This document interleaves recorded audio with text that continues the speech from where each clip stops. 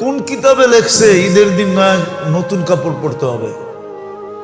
হ্যাঁ, কোন কিতাবে লেখছে বলেন? হ্যাঁ, বলছে পরিষ্কার পরিচ্ছন্ন পরিপাটি পড়ো, পরিষ্কার পড়ো, পরিচ্ছন্ন পড়ো, পরিপাটি পড়ো। নতুন কাপড় পরতে হবে কে বলছে? কোন হুজুর বলছে নতুন কাপড় ঈদের দিন পরতে হবে? বলেন কে বলছে যে ঈদের সময় নতুন কাপড় হইতে হবে, ঈদের মার্কেটিং হইতে হবে, তাও শেষ দশকে নাজাতের পড়বে? তারপরে আবার সুখ চান কেমনে? যে দেখেন মার্কেট গুলাতে খচা খচ ভিড়, কিনবে একজন, সাথে গেছে 10 জন। হ্যাঁ, কোন শয়তানে যে পাইলো আমাদের মা বোনদের আল্লাহ জানে। অথচ শুনছি সন্তান বলে বন্দি, বন্দি, সত্য এটাই বন্দি। কিন্তু তারপরও রমজানে কোন শয়তানে পাইলো, কিনবে একজনে, গেছে পুরা ফ্যামিলির মহিলা। সপ্তাহে কইতেছে আমরা চয়েস করে দিব তোরে, সবগুলাই বাহানায় মার্কেটে করতেছে। যা দেখেন কি অবস্থা মার্কেটে। কোন শয়তানে পাইল করে? শয়তান তো বন্দি। তাহলে বুঝা গেল শয়তানের ওস্তাদে পাইছে করে, ঠিক না? শয়তানের ওস্তাদ চিনেন? যেটা ওর ভিতরই আছে ওটাই পাইছে। মার্কেটে যে দেখেন কি অবস্থা, একজন কিনবে 10 জন যেতেছে, একটা জিনিস কিনবে সারা রাত্র। কোন কিতাবে লেখছে ঈদের দিন নয় নতুন কাপড় পরতে হবে? হ্যাঁ, কোন কিতাবে লেখছে বলেন? হ্যাঁ, বলছে পরিষ্কার পরিচ্ছন্ন পরিপাটি পড়ো, পরিষ্কার পড়ো, পরিচ্ছন্ন পড়ো, পরিপাটি পড়ো। নতুন কাপড় পরতে হবে কে বলছে? কোন হুজুর বলছে নতুন কাপড় ঈদের দিন পরতে হবে? বলেন কে বলছে যে ঈদের সময় নতুন কাপড় হইতে হবে, ঈদের মার্কেটিং হইতে হবে, তাও শেষ দশকে নাজাতের পড়বে? তারপরে আবার সুখ চান কেমনে? ওই ঘরে সুখ চাই কি করে? ওই ঘরে মিল মোহব্বত চাই কি করে? ওই ঘরে জোর মিল চাই কি করে? ওই ঘরে বরকত চাই কি করে? যতটুক আছে অতটুক মুহাম্মদুর রাসূলুল্লাহর কারণে আছে। উর্দুতে বলে ওনার সদকায় আছে, ওনার সদকে, ওনার উসিলায় আছে, নাইলে এটুকু থাকার কথা না। অথচ আখেরাতের পুরো সমস্যা সমাধান করার জন্য রমজান দিছিলেন। কোরআনে বহু জায়গায় আফসোসের কথা আছে, ইয়া লাইতানি, ইয়া লাইতাহু, কোরআনে বহু জায়গায় আছে। এটা হলো আফসোসের শব্দ। আর এটা কত ওয়েট আর ওজন আর কত বেদনাদায়ক, এটা আরবির সাথে সম্পর্ক নাই, এই জন্য বুঝি না। বসতাম ইয়া লাইতা, এটা আরবিতে যে কত ওয়েট, এটার ওজন, এটা আমাদের সমস্যা হলো আখেরাত। কিন্তু আল্লাহ চান না যে আমরা সম্মুখীন হই। আর এটার পিছনে যুক্তিও আছে। আল্লাহ বলে তুমি যদি আখেরাতের সম্মুখীনই হবে, সমস্যার সম্মুখীনই হবে, তাহলে আমি তোমাকে মুসলমানের ঘরে জন্ম দিলাম কেন? আবার উম্মতে মুহাম্মদী হিসাবে তোমাকে আমি নির্বাচিত করলাম কেন? প্রথম যুক্তি তো এই দুইটা। তাহলে তোমাকে মুসলমান বানাইলাম কেন? তোমাকে উম্মতে মুহাম্মদী বানাইলাম কেন? তৃতীয় হলো তোমাকে এই সুযোগগুলা দিলাম কেন? সুযোগগুলা তো এই জন্যই দিলাম যে তুমি যেন সমস্যার সম্মুখীন না হও। সমস্যা হবে কিন্তু সম্মুখীন হবে না। এই জন্য কিতাবে পাওয়া যায়, সুস্পষ্ট পাওয়া যায়, কিয়ামতের মাঠ হবে কিন্তু কিছু লোক এটা সম্মুখীন হবে না। হাদিসে আছে 7 দলের 7 প্রকারের লোক হবে না। এরা তো আরশের নিচে বসে থাকবে। যখন সারা দুনিয়া এতটুক তাপমাত্রার ভিতরে থাকবে, কেন কিয়ামতের দিন সূর্য 1.5 কিলোমিটার মাথার উপর থেকে তাপ দিতে থাকবে। এখন কয় কিলোমিটার দূরের থেকে তাপ দেয়? হ্যাঁ বলেন না, 9,30,00,000 মাইল দূরের থেকে। গত বছর সর্বোচ্চ তাপমাত্রা বাংলাদেশে কত ছিল? 42, ঠিক না? কত দূরের থেকে? আর যখন 1.5 কিলোমিটার মাথার উপর থেকে তাপ দিবে তখন মাত্রা কত হবে? আছে কোনো শিক্ষিত লোক বাংলাদেশে, কোনো ডক্টরেট আলা আমারে হিসাব করে বুঝিয়ে দিবে যে 1.5 কিলোমিটার থেকে 9,30,00,000 মাইল দূরের থেকে 42 1.5 কিলোমিটার উপর থেকে আসলে তাপমাত্রা এতটুক হবে? আছে কোনো ম্যাথমেটিক্সের প্রফেসর বুঝিয়ে দিব এতটুক হবে? তো বাহিরে তো এতটুকু তাপমাত্রা হবে, আরশের নিচে 6 দল বসে থাকবে, ওটার 7 দল, ওটার ভিতরে যুবকও থাকবে, বৃদ্ধও থাকবে, নারীও থাকবে, পুরুষও থাকবে, ধনীও থাকবে, গরিবও থাকবে, শিক্ষিতও থাকবে, অশিক্ষিতও থাকবে। হ্যাঁ, রাজা বাদশাও থাকবে, আবার প্রজাও থাকবে, মালিকও থাকবে, চাকরও থাকবে, হইতে পারে সারেও থাকবে, আবার পিউনও থাকবে। সারে দেখা পিউন রে বলবে তুই এই জায়গায়, বলবে আল্লাহ দিছে, কর্ম কি, আপনারে যে বসাইছে আমারও সে আইনা বসায় দিছে। বুঝা গেল কিছু লোক সম্মুখীন হবে না, কিছু লোক সম্মুখীন হবে না, বরং পর্যালোচনা করলে দেখা যায়, পর্যালোচনায় বোঝা যায়, অ্যানালাইসিস করলে বোঝা যায়।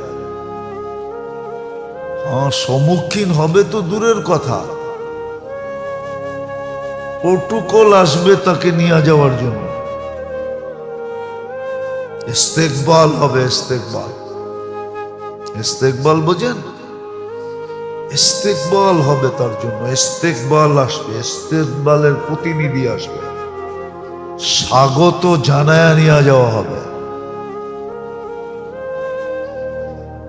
তো যেটা বুঝাইতেছিলাম, সমস্যা কিন্তু আমাদের আখেরাত, কিন্তু এই সমস্যার সম্মুখীন হইতে দিতে চান না আল্লাহ আমাদেরকে।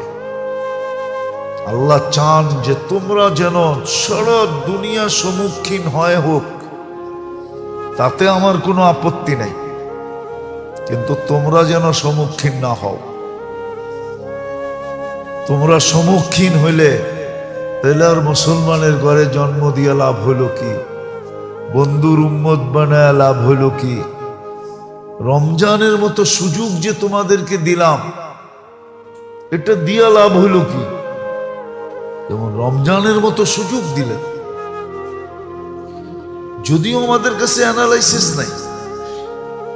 আবারও বলতেছি, রমজানের গুরুত্ব, মহত্ব, বড়ত্ব, রমজানের কদর আমাদের কাছে নাই, এই জাতির কাছে নাই, বর্তমান জাতির কাছে নাই। এক সময় ছিল, এক সময় ছিল, এমনকি মুসলিম পরিবেশের ভিতরে কাফেরদের পর্যন্ত রমজানের ইজ্জত সম্মান ছিল, কাফেরদের কাছেও ছিল। কিন্তু আমাদের কাছে নাই, আমাদের কাছে নাই। আওয়াজ না, আওয়াজ না, বসেন। আগেই তো বলছি বন্ধ করে দাও।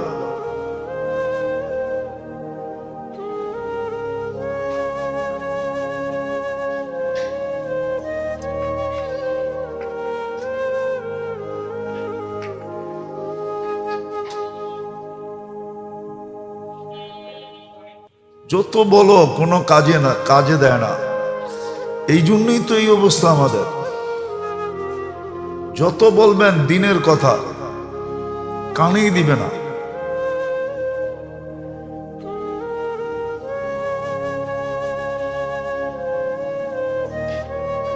যত বলবেন, এই জন্যই তো মুসলমান মারি খাইতেছে,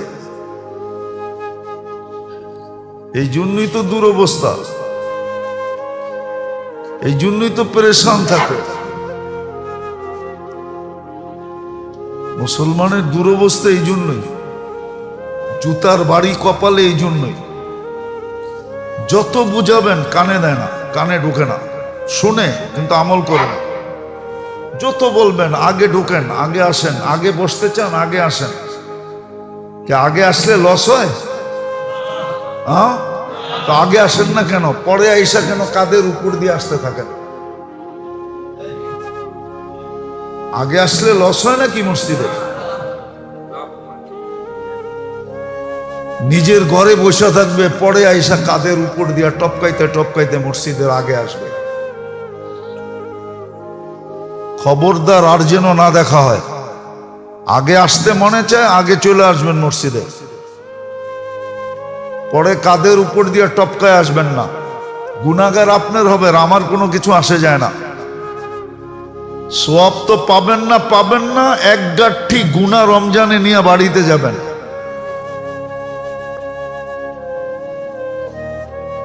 হাদিসে সাফ নিষেধ, কাদের উপর দিয়ে টপকায় টপকায় আগে আইসো না। যারা বুঝের তারাও বোঝে না। তো যেটা বলতেছিলাম সব উল্টা পাল্টা হয়ে যায়, কেননা কথা তো এইখান থেকে আসে না, ওইখান থেকে আসে। আর ওইখান থেকে আসতে হইলে সম্পর্ক, হুকুম ঠিক থাকতে হয়। আল্লাহর হুকুম মানবে না, কথা কোত্থেকে আসবে? উচিত আমাদের কথা বন্ধ করে দেওয়া, বুঝানো বন্ধ করে দেওয়া উচিত।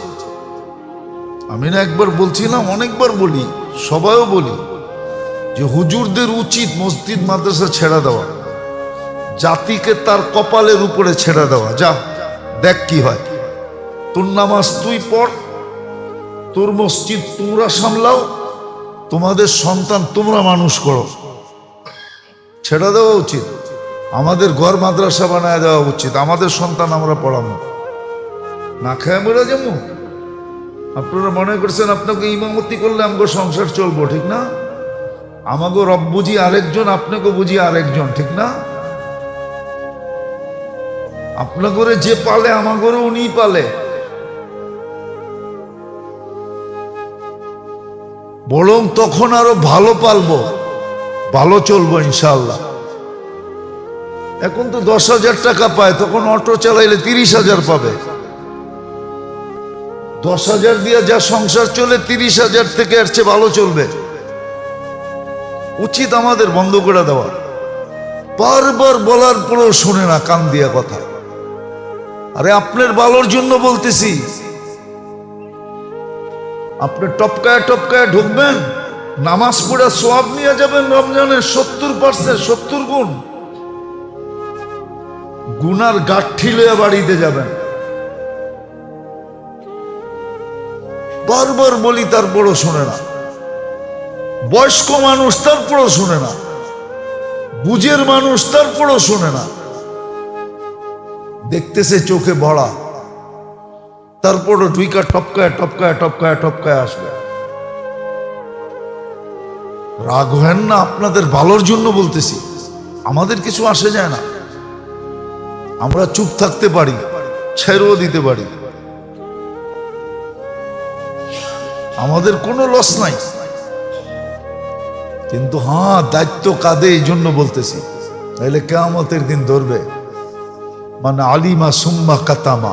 এটা যদি না থাকতো না, তাহলে আমাদের বলার কোনো দরকার ছিল না। কি দরকার আপনার পিছে পড়ার, আপনার রাস্তা দেখার কি দরকার? কোনো দরকার নাই। রাগ হয় না, একটা সম্পর্ক থাকে, কথা চলতে থাকে, এটা দেখলে সম্পর্ক ছেদ হয়ে যায়, আবার লাগাইতে আর কথা মিলানো যাবে না। তো যেটা বুঝাইতেছিলাম, আমাদের সমস্যা আখেরাত। বোঝেন, নিজের চৌধুরীহাটের ভাব কবরে চলবে না। চৌধুরীহাট বোঝেন? চৌধুরিয়ানা ভাব কবরে চলবে না, আখেরাতে চলবে না। মালদারি ভাব দুনিয়াতেই চলে, কবরে চলে না। পদের ভাব দুনিয়াতেই চলে, কবরে চলে না। রাজত্বের ভাব দুনিয়ায় চলে, কবরে চলে না। কবরে চলে না। যদি চলতো তাহলে বড় বড় লোকেরা দোয়া চাইতো না, পেপারে দিয়া দোয়া চাইতো না। দিমু দুই একটা উদাহরণ। বাংলাদেশের বহুত কর্ণধার মারা গেছে, পেপারে আসছে, জাতির কাছে দোয়া চাইছে। ও তো কর্ণধার পুরা দেশের, ওর আবার দোয়ার দরকার কি? ও পুরা বাহিনীকে বললেই তো পারে, আমার মায়ের জাগা মতে, আমার আত্মীয় স্বজনদের জাগা মতে পৌঁছে দিয়ে পারে না? অর্ডার দিলেই তো হয়, ঠিক না? না হয় না? হ্যাঁ হয় না? হয় না? তারপরও বোঝেন না কেন? আখেরাতে কিচ্ছু চলে না, চৌধুরীহাট দুনিয়াতে চলে, রাজত্বের পাপ দুনিয়াতে চলে, টাকার গরম দুনিয়াতে চলে, পদের বাপ দুনিয়াতে চলে, আখেরাতে চলে না।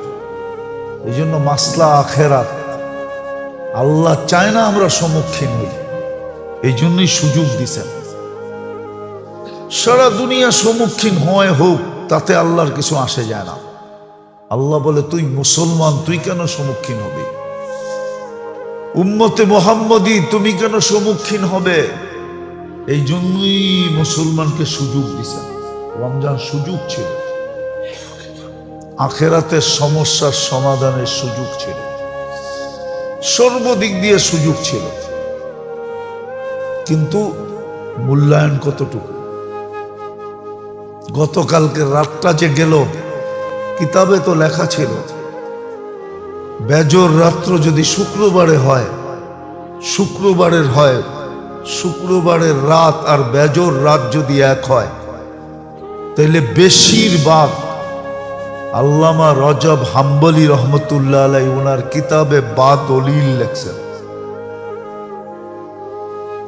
80% লাইলাতুল কদর হওয়ার সম্ভাবনা। যদি লাইলাতুল কদর ওনার কথাই সত্য হয়ে থাকে, গত রাত্রে চলে গেছে। আপনি গত রাত্রে কি করছেন? কি করছেন? বৈশা বাংলা শব্দ বলা যাবে না, অনেক শব্দ আমরা বললে মানুষ বলে, হুজুর আপনার মুখে শোভা পায় না। বাংলা একটা প্রবাদ বাক্য আছে, আপনি কি বৈশা তামাক খাইছেন? যদি আমাদের মুখে শোভা পায় না এই শব্দ, আপনি সারা রাত্র কি তামাক খাইছেন? কি করছেন কালকের রাতে? কতটুকু ফজরে মসজিদ ভরছে? ওই আগের মতোই ভরছে? কি আর সে বেশি হয়েছে নাকি? আগের মতোই তো হয়েছে ফজরে, বেশি তো হয় না। এমন না যে 5 তলা বেড়ে গেছে, সারা মহল্লার মানুষ চলে আসছে। যে কমসে কম এশা পড়ছি আর ফজর পড়ছি, এশায়ও তো এই মসজিদ পড়ে নাই, তারাবিতে তো পড়ে নাই, নিচতলায়ও খালি মনে হয় ছিল। এশায় তো পড়ে নাই। এশার ফজর যদি পড়তো তাইলেও তো মনকে বুঝাইতাম। কিন্তু রজব হাম্বলি রহমতুল্লাহ আলাইহি তো কিতাবে লেখলেন, রমজানের শেষ 10 দিনে বেজর রাত্র যদি জুমার রাত্র আর বেজর রাত্র একসাথে হয়, মিলন হয়ে যায়, তাইলে ওই রাত্রে 80% বেশিরভাগ সম্ভাবনা হলো লাইলাতুল কদর হওয়া। আর শুক্রবারে বেজর রাত্র আসবে না। গত বৎসরও হয়েছিল বেজর রাত্র আর শুক্রবার একসাথে মিলন হয়েছিল। এই বৎসরও আবার হয়েছে, প্রতি বৎসর যে হবে এমন না। তো যেটা বুঝাইতেছিলাম, সুযোগ আমাদেরকে এই জন্য দিছেন যেন আমাদেরকে সমস্যার সম্মুখীন না হইতে হয়, কোনোভাবেই না হইতে হয়, কোনোভাবেই সম্মুখীন না হইতে হয়, এই জন্য সুযোগ দিছেন। রমজান সুযোগ আখিরাতের সমস্ত সমস্যা 1 মাসে সমাধান করা, 1 মাসে সমাধান করা সম্ভব। ছোট প্যাকেজ, সময় অল্প, কিন্তু সময় অল্প, 1 মাস, কিন্তু বড়া দেওয়া হয়েছে পুরা সমাধান। পুরা সমাধান 1 মাসের ভিতরে ভরে দেওয়া হয়েছে, 1 মাসের ভিতরে রাখা হয়েছে, কিন্তু মূল্যায়ন নেই। আজকে যদি রমজানের শেষ জুমা হয়, তো ফজর পড়া মসজিদে বসে থাকা দরকার ছিল, যে আবার বাঁচলে 1 জুমায় 70 জুমা পাবো, ঠিক না? রমজানের 1 জুমা কয় জুমা? বৎসরে কয় জুমা? 52 বাদ দেন, তারপরও কত থাকে? কত? আরো 18 জুমা বেশি। আপনি চিনেন জুমা কি জিনিস? জুমার অ্যানালাইসিস আছে আপনার ভিতরে? তাহলে তো আপনি ফজর পুরো বসে থাকতেন, না থাকলেও আজানের আগে আসতেন, সর্বপ্রথম আসতেন, বলতেন সবাই যদি সর্বপ্রথম ওই সবাই সমপরিমাণ মিলবে। আল্লাহ তো কয় নাই আমি একজনরে দিমু বাকি জনরে বাদ দিয়ে দিমু। আল্লাহ তো বলছে যতজন আসবা ততজনরে দিমু।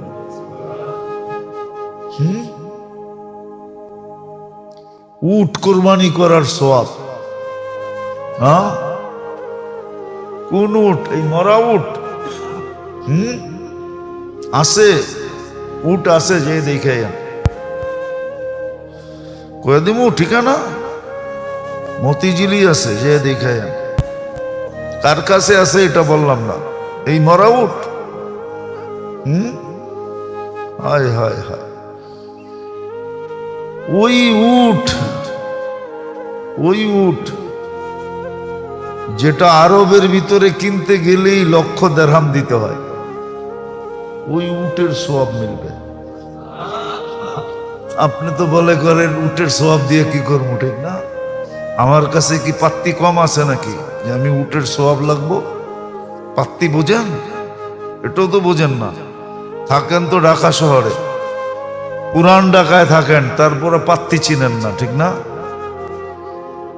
আমরা তো ভাবি আমার কাছে পাত্তির অভাব আছে নাকি, উটের সওয়াব দিয়ে কি করবো, ঠিক না?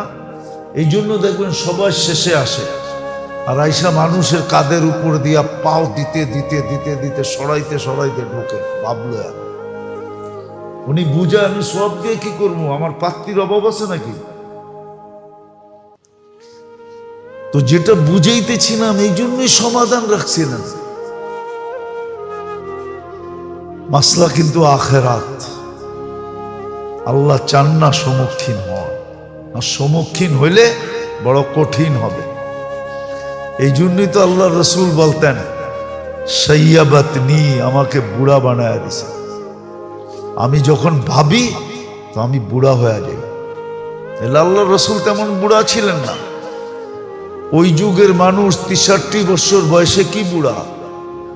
আগে তো আমাদের দেশেই বিয়ে করতো 40 বছরের নিচে বিয়েই করতো না, ঠিক না? আমাদের বাপ চাচা দাদা এরাই তো বিয়ে করছে 40 বছর বয়সে। আগে তো বিয়ে শাদী করতো মানুষ একটু দেরিতে। হ্যাঁ, 60-70 বছরে আগে মানুষ বুড়া হইতো না। এখন তো কুড়িতেই বুড়ি, কুড়িতেই বুড়া, ঠিক না? হইব না কা? ওটারও তো কারণ আছে, ওটারও তো কারণ আছে। কুড়িতে বুড়া হয় কেমনে, এটারও কারণ আছে। এই যুবকরা বেশিরভাগ এখন কুড়িতে বুড়া হয়ে যায়, যুবতীরা কুড়িতে বুড়ি হয়ে যায়। এটারও কারণ আছে। হ্যাঁ, ইন্টারনেট যুবকদেরকে বুড়া করে দিতেছে। আপনি জানবেন না, যুবকরা জানে ইন্টারনেট কেমনে ওদেরকে বুড়া করে। মসজিদে বসে আছি, এই জন্য আমার ভাঙ্গা যাবে না, ভাঙ্গা দিতে পারি আমি।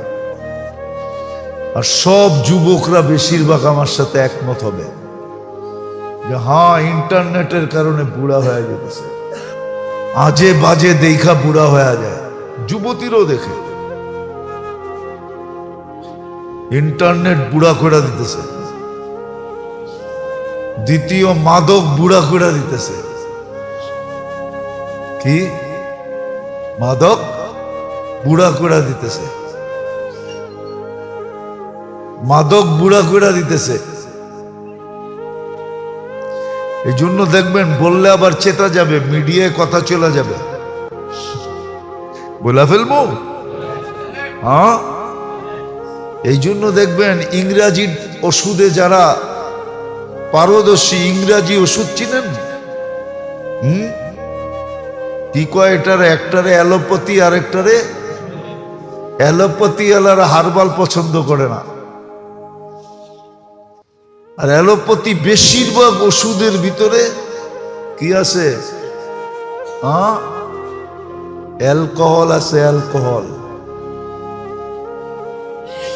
এই জন্য বেশিরভাগ ওষুধের ভিতরে ঘুম ঘুম ভাব হয়। হ্যাঁ, ওটার থেকেই বেশিরভাগ নেশা আস্তে আস্তে আগে আগে ছড়ায়। হার্বালে কোনো নেশা দ্রব্য নাই। মাদক, মাদক, মাদক, মাদক নেই তো নেশার জন্য। নেশা না, মাদকে বুড়া বানায় দিতেছে। যদিও মানবে না। আমার কাছে ক্লিপ আছে, আমার কাছে যুক্তি আছে, অন্যদিকে কথা চলে যাবে। আমেরিকান এক ডাক্তার বলছিল যে এই কেমিক্যালের ওষুধ একদিন আসবে, আমাদের শরীর আর কেমিক্যালে কাজ করবে না। কেমিক্যাল দিতে দিতে দিতে দিতে শরীরের সবকিছু নষ্ট হয়ে যাবে, শরীরের ভিতরের একটা টেম্পারেচার নষ্ট হয়ে যাবে, আর কোনো ওষুধ শরীরে কাজ করবে না। এই জন্য মাঝে মাঝে দেখবেন ডাক্তাররা বলে ওনার ওষুধ শরীরে আর কোনো ওষুধ কাজ করে না, কেন? এত কেমিক্যাল ঢুকে গেছে, এখন আর ওষুধ কাজ করতেছে না। এই জন্য ডাক্তাররা, কিছু কিছু ডাক্তার একমত হবে এখন অ্যান্টিবায়োটিক তেমন কাজ করে না। বলবেন এটা কি করে বললেন? নাইলে ওষুধের পাওয়ার বাড়বে কেন? আগে অ্যান্টাসিড খাইলেই গ্যাস্ট্রিক ভালো হয়ে যেত, গ্যাস ভালো। এখন অ্যান্টাসিডে কাজ হয় না, ওমিপ্লাজলেও কাজ হয় না। অ্যান্টাসিডের পরে আসছিল রেনিটিট, ওটাও কাজ করে না এখন। তারপরে আসছে ওমিপ্লাজল, ওটাও এখন কাজ করে না। এখন আসছে ইসমাপ্লাজল, এটাও কাজ করে না। এর উপরে আসতেছে, তাহলে পাওয়ার বাড়তেছে। বুঝা গেল আমাদের শরীর আস্তে আস্তে কি হইতেছে?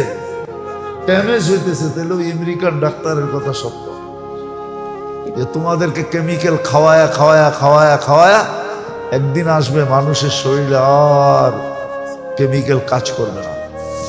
হ্যাঁ, আমার তো বিশ্বাস মনে হয় যেভাবে ওষুধ চলতেছে একদিন অ্যাটম বোম মারলো মানুষ মরবো না। যারা বানাইছে ওরা খালি হাসবো, কবু এটা বানায় করলামটা কি, এত টাকা খরচ করলাম, ফুটাইলাম, দিয়ে একটাও মরে না, সব ঢিলি বালি বুলি যারা দিয়ে উঠা দাঁড়ায় যায়।